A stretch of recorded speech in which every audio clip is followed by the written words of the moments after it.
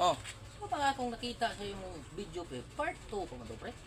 oh, kuan to siya pre. Taas ng gupitong video ha.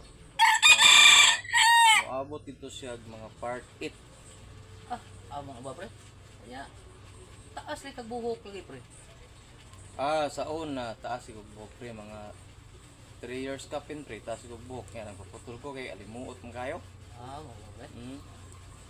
Kumusta man tong imong kuan ay pag katong ato nimo sa nose pre?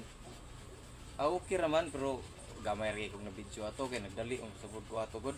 Nako ang video gid nako ato starting danaw nya nakakata na akong uban. Ang full video ato nikuha ko diri sa ikan sa eskina sa Bugo to left side kay tuburan man ko.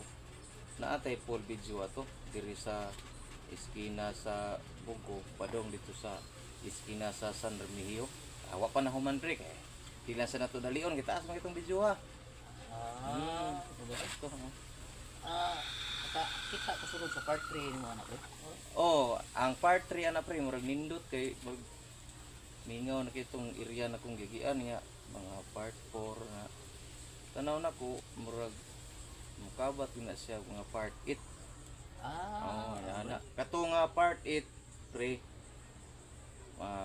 Nanatos nagsubay ko sapa nga nag-agi ko sa sapa.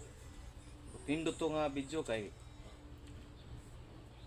sapa diha ko niagi sa sapa.